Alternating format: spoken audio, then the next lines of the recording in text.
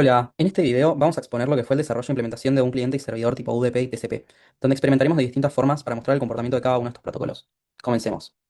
Para esta primera parte del proyecto, implementamos un protocolo propio de transferencia de archivos usando UDP, siguiendo el modelo Stop and Wait. Esta parte nos obligó a diseñar nuestra propia lógica de confiabilidad por encima de UDP, ya que el protocolo por sí mismo no garantiza entrega, orden ni detección de duplicados. Nos encargamos de diseñar una arquitectura cliente-servidor simple, donde el servidor admite varios clientes a la vez. Nos parece apropiado refrescar conceptos de UDP necesarios para la correcta comprensión del proyecto.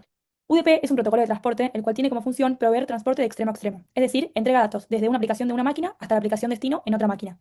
Es un protocolo no orientado a conexión, ofrece un servicio simple, rápido y con un mínimo overhead. El PDU de UDP es conocido como datagrama, de ahí el nombre User Datagram Protocol. Se encapsula sobre IP y permite multiplexar aplicaciones mediante puertos lógicos. Debido a que es un protocolo simple, no se encarga de garantizar la correcta entrega, el orden ni el control de flujo, por lo que los diseñadores de aplicaciones deben encargarse de hacerlo. Algunas de las ventajas y desventajas con las que nos topamos al trabajar con UDP son: por un lado, tenemos una baja latencia y mínimo overhead. El protocolo UDP no requiere establecimiento de conexión. Es ideal para implementar protocolos de confiabilidad a nivel de aplicación como Stop and Wait, y tiene un soporte para datagramas grandes hasta 65.535 bytes. Sin embargo, tenemos varias desventajas. Por ejemplo, los paquetes pueden perderse en tránsito, no garantiza el orden de entrega de los paquetes, hay una ausencia de control de flujo y congestión incorporados, y la aplicación es la responsable de implementar cualquier mecanismo de confiabilidad necesario. El protocolo Stop and Wait, como alude el nombre del mismo, consiste en frenar el envío de paquetes y esperar hasta recibir un reconocimiento del servidor especificando que se recibió el paquete anterior. De esta forma, añadimos una capa de confiabilidad mínima sobre UDP y garantizamos una entrega ordenada de datos. Este protocolo se implementa mediante el uso de un sequence number, el cual es un número binario, para identificar cada PDU y su acknowledge, y un timeout como hiperparámetro temporal que, de no llegar el acknowledge correcto, en la ventana del tiempo especificada, indicará la retransmisión del paquete no reconocido. En nuestra implementación de UDP Client Server acudimos a una estructura de cuatro fases, que consiste de Hello, Write Request, Data y Fin. Estos identifican los tipos de mensajes que estaremos mandando desde el cliente al servidor. La PDU implementada consiste en un type, que es un número del 1 al 5, que representa al tipo de mensaje que estaremos enviando. Hello con 1, Write Request con 2, Data con 3, Acknowledge con 4 y Fin con 5. Además de un sequence number que varía entre 0 y 1, y Data, que es un payload con datos o credenciales que vamos a enviar. Fase 1, Hello. Este es el primer mensaje que debe ser enviado desde el cliente para establecer la conexión con el servidor. En él especificaremos el type 1, sequence 0 y data con una credencial que será verificada a posteriori. Al enviar el mensaje, el cliente queda a la espera de un acknowledge por parte del servidor con el mismo sequence number que Hello.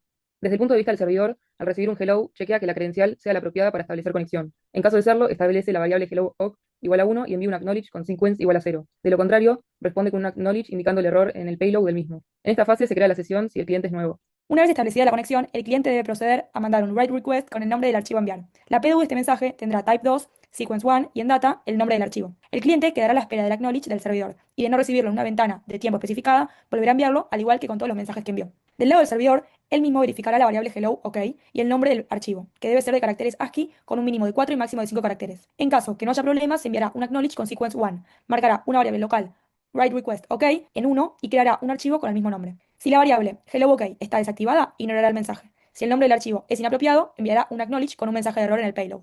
Fase 3, Data. En esta fase comenzaremos con el envío de bloques de información del archivo.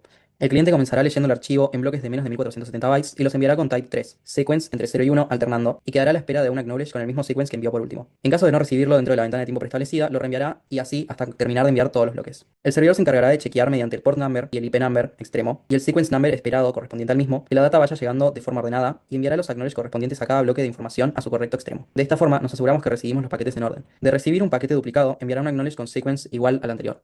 Fase 4, fin. Esta es la última fase. Consiste en cerrar la sesión. El cliente, una vez terminado el envío y confirmada la recepción correcta del último bloque de información del archivo, procederá a enviar un mensaje con type 5 y espera la recepción de un último acknowledge. En caso de no recibirlo en la ventana de tiempo apropiada, reenviará el fin.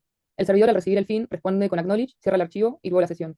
Un punto clave en el desarrollo fue manejar todas las condiciones de error que podrían llegar a surgir en este tipo de arquitecturas, como acknowledge omitidos, acknowledge demorados o acknowledge corruptos o consecuencia incorrecta. También fue un desafío porque tuvimos que diseñar bien cómo representar el estado y evitar inconsistencias cuando llegaban PDUs de distintos clientes intercaladas. Sin embargo, algunos de los mayores desafíos con los que nos encontramos fueron implementar la confiabilidad por encima de ODP sin olvidarnos de ningún borde raro, manejar correctamente los timeouts y retransmisiones sin caer en un loop infinito, e implementar una máquina de estados clara para cada sesión concurrente.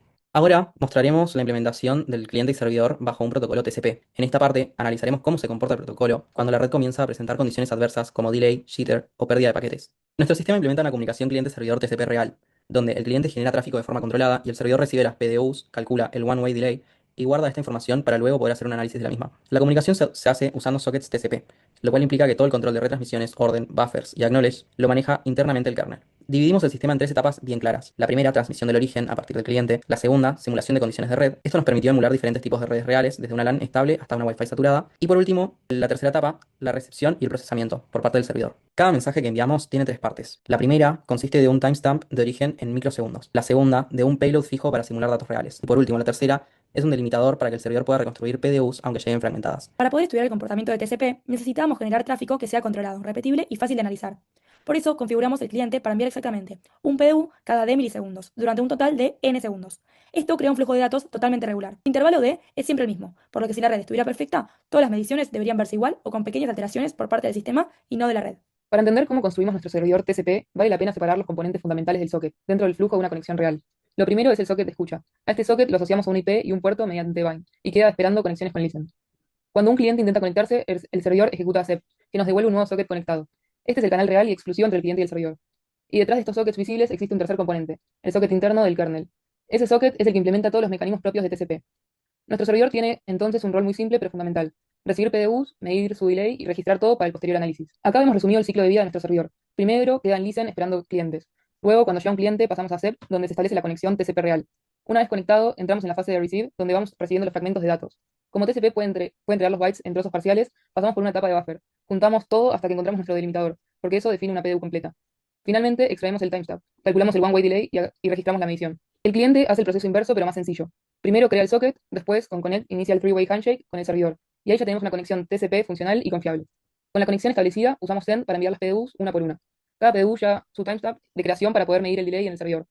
Y finalmente, cuando termina la prueba, se cierra la conexión con close. A continuación mostraremos ciertos escenarios para mostrar el efecto del delay. Partimos de un escenario base donde no aplicamos delay, jitter ni pérdidas. En el gráfico se muestra un comportamiento estable del one-way delay. Los valores de retardo se mantienen muy bajos y solo aparecen algunos picos aislados que pueden deberse a interrupciones del sistema operativo o pequeñas variaciones naturales. En general, la curva es casi plana, lo cual confirma que la comunicación entre cliente y servidor funciona de manera normal y sin congestión cuando no introducimos ninguna alteración artificial. Luego agregamos 100 milisegundos constantes de delay y notamos una latencia estable y sostenida. Las variaciones pequeñas son repetitivas. Aunque el delay que agregamos es constante, el resto del sistema no lo es. Corrimos dentro de UTM sobre MacOS, y la VM no tiene temporización perfecta, por eso generan estos patrones cíclicos. Cuando insertamos un delay variable, la latencia deja de ser uniforme. Aquí se ve claramente en el gráfico cómo la variación en el retardo afecta la entrega y genera picos irregulares. Luego probamos escenarios con distintos porcentajes de pérdidas de paquetes. Al introducir las pérdidas del 1, 2 y 5%, es posible destacar que en TCP no hay pérdidas de PDUs por los mecanismos de transmisión del protocolo. Finalmente combinamos todos los parámetros: delay, jitter y loss. La latencia se vuelve caótica y los picos pueden superar el segundo completo. Este escenario es el más parecido a una red inestable. La mezcla de packet loss, jitter y delay generan una latencia más alta y más impredecible. Lo que observamos en todos los escenarios es que TCP se comporta muy bien mientras la red sea relativamente estable. Tanto el delay fijo como el jitter moderado no representan un problema serio porque TCP está pensado para garantizar confiabilidad y no velocidad estricta. Pero cuando aparece pérdida de paquetes, el comportamiento cambia drásticamente. Todos estos mecanismos están diseñados para priorizar la integridad de los datos, no la inmediatez. Por eso concluimos que TCP no es ideal para aplicaciones de tiempo real cuando hay packet loss como videollamadas, streaming o juegos online, donde unos milisegundos hacen la diferencia. Tuvimos una excelente experiencia y lo consideramos una gran oportunidad para adquirir un conocimiento mucho más profundo sobre cómo se construyen protocolos reales sobre UDP y TCP, y por qué TCP resuelve tantas cosas que en el caso de UDP tuvimos que hacer a mano. Muchas gracias por escuchar.